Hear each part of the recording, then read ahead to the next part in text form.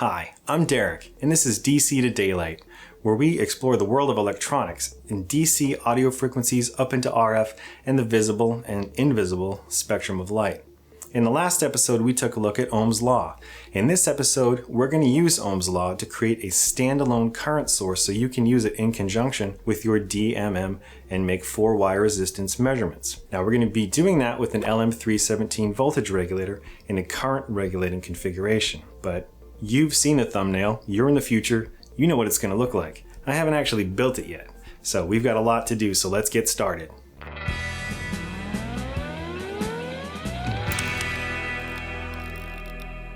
Let's take a look at our digital multimeter and see how it actually takes a measurement.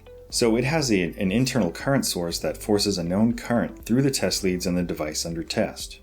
There's also a voltmeter internal to the digital multimeter, actually an analog to digital converter, that measures the voltage at the contacts here. Now ideally it uses Ohm's law like we talked about in the previous episode, where voltage divided by our current is equal to resistance.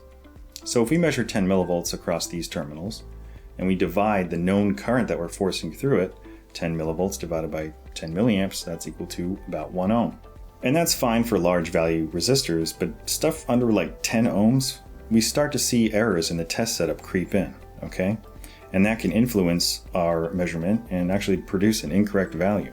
Let's look at why. So in our test setup, we'll actually see resistance at our contacts and our jacks, right? It depends on the material. Is it gold? Is it nickel plated? Are they dirty, clean?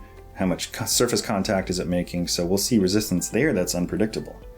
We have lead resistance, okay, because we're measuring through a wire, and a lot of modern DMMs, you can actually cancel this value out or just subtract it altogether from your reading. But we also have contact resistance where our leads are touching our device under test. That also introduces an error. Our formula for resistance then gets a little more complicated, and there's some unknown values here with the contact resistance. So this method really is not reliable for values under 10 ohms. Wouldn't it be nice if we could force that current through this entire circuit and then take a separate set of leads and just measure the voltage across this resistor? That's in fact how the 4-wire measurement system works. Let's take a look at that. Now in this setup, we're forcing that 10 milliamps through this center part of the circuit, all right? So this entire thing sees 10 milliamps, and any resistances in here, that 10 milliamps flows through it like we discussed in the previous video. Now, our voltmeter has a very high impedance, so it's not loading down this circuit at all. So hardly any current flows through this outside circuit. I mean, we're talking microamps. As a consequence, because no current's flowing through these contacts here, the test leads, no voltage drop is developed through this circuit, really. So essentially, we're just measuring the voltage across this resistor, and that gives us a much more accurate representation of the value of this resistor. So our formula simplifies back again to resistance is equal to voltage across the device under test divided by the current we're forcing through it, and we're measuring 1 ohm. So while I have this expensive Keithley meter on my bench that can do 4-wire measurements, let's compare 2-wire versus 4-wire on a circuit that has a pretty low resistance. So this is the Keithley 2450 source measure unit, or source meter. And it can make 2 and 4-wire resistance measurements. We're going to compare the two, and we're also going to compare the measurements that we make with our standalone current source to this unit to see how accurate we are. So in 2-wire resistance, like your DMM does, forces a current through these leads and measures the voltage across the terminal, then uses Ohm's law to calculate the value. So let's see how this meter fares with the 2-wire measurement. So we'll plug those into the 2-wire leads and put the test leads across our resistors, and we are measuring 0.387 ohms. Now I know that's incorrect for reasons that we'll talk about in a little bit. It's basically the measurement setup, so we're nowhere even close to what the actual measurement is. Now let's take a look at it in 4-wire mode. So we take a second set of leads, and when we put this in 4-wire mode, what's going to happen is it's going to force the current through these leads to our device under test and measure the voltage across these leads. And we'll go to menu and switch to 4-wire mode. And we measure 0.1152, which is within tolerance of these resistors. So we know that this is accurate. So this is the LM317. So the LM317 has a 1.25 volt internal regulator, and it maintains that 1.25 volts across these two terminals. So if we monitor across a resistor, that 1.25 volts is developed across this resistor, and the current at the output is equal to that 1.25 volt reference divided by whatever resistor we stick in here. So of course that's Ohm's law. If we take 1.25 volts, divide it by, say we put a 125 ohm resistor in there, we get an output of 10 milliamps. So this is the core of the circuit that we're going to work on today. Now I'm going to soup it up a little bit, and we're actually going to provide 4 different ranges. So same basic configuration. We've got some additional circuitry in here to make sure that the voltage coming in is clean. So my input voltage will be about 12 volts, and I'm using an input filter capacitor of 22 microfarads. It's probably not necessary, but just in case we're dealing with transient signals over here, I want to be able to provide enough juice. Then we have a 0.1 microfarad capacitor that's going to shunt any noise to ground that comes in. All right, that's just going to help keep the signal clean.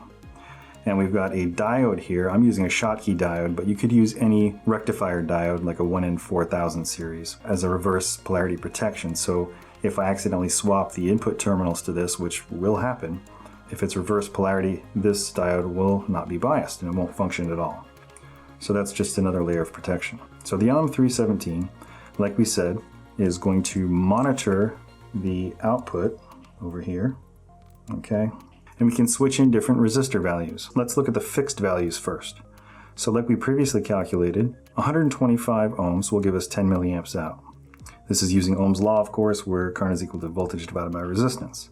So 1.25 volts divided by 12.5 ohms, I get 100 milliamps out if I'm switched on this resistor. If I switch down here, I get 250 milliamps out. So I wanted values that I could easily just move the decimal point over when I'm calculating the resistance that I'm measuring. Okay, so 10 milliamps, 100 milliamps, and then I wanted a higher current value that I could just whack in there. 250 milliamps is a nice value that doesn't put too much current through these resistors and overheat them. So that covers our fixed value resistors. Now, looking at the variable side of the circuit here, the idea is I have a maximum value of current that's set by the 27 ohm resistor.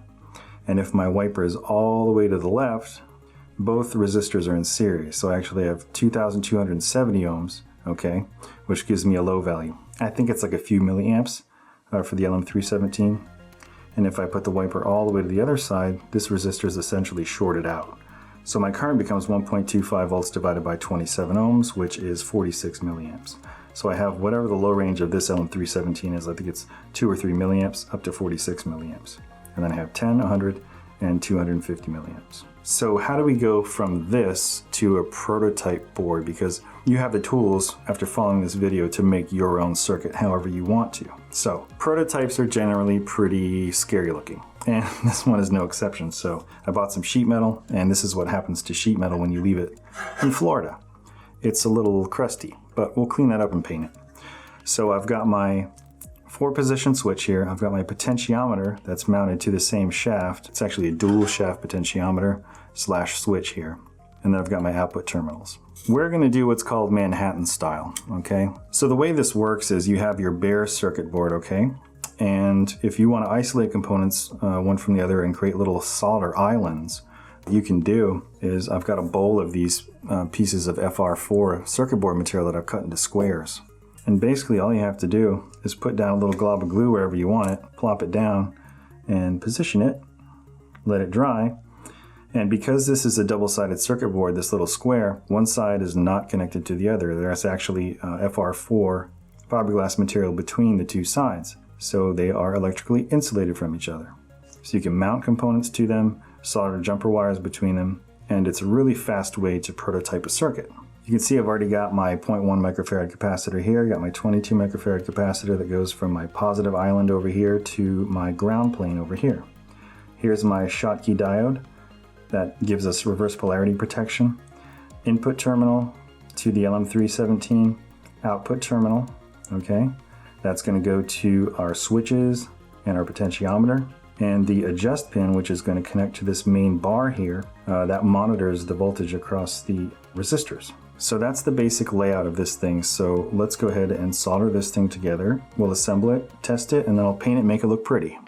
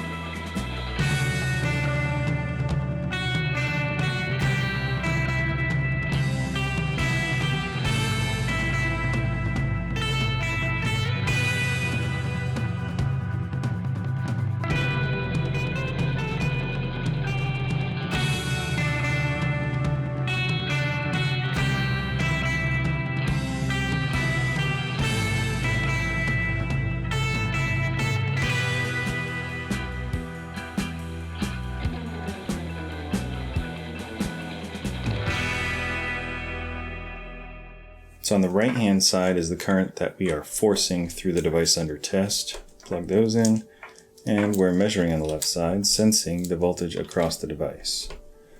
So let's turn the output on. You can see that we have voltage on the top, current on the bottom, and we are going to connect our leads, and we're measuring 34.4 millivolts. So let's see what this thing tells us for resistance. For wire mode, 0.1156 ohms. All right, let's see how our current source stacks up against the Keithley. So we're going to set this to 250, the maximum range, which will give us the biggest voltage drop across the resistors. So we're measuring the current flowing through the circuit, this meter, and we're measuring the voltage across the resistor using this meter. So we're going to hit hold. And now let's calculate using Ohm's law what the actual value is. So if I take 26.9 milliamps and divide that by 234.8 milliamps, I get 0.1146 ohms, which is like 1 milliohm off from the Keithley. So not too bad. All right, well, I hope I gave you enough information on how to use an LM317 to make a current source. This thing was pretty much on par with the Keithley within a couple of percent of measurement. One of the issues that I ran into was that the rotary switch was a little dirty because I took it out of an old instrument that I had laying around. I ended up using some Deox at D5 to clean it up and brought the current measurements right into where they should be. What I would have changed is I probably would have just tossed out the switch and gone straight for maybe using 3 LM317s in parallel and just sits at their own separate jacks that you can just plug into, just so we don't have to deal with the contact resistance of the switch. Anyway, if you end up building one of these things, I would love to see what you did. And if you have any questions, hit me up down in the comments or go to element14.com/DC to daylight and you can catch me there. All right, that's it for me. Have a good one.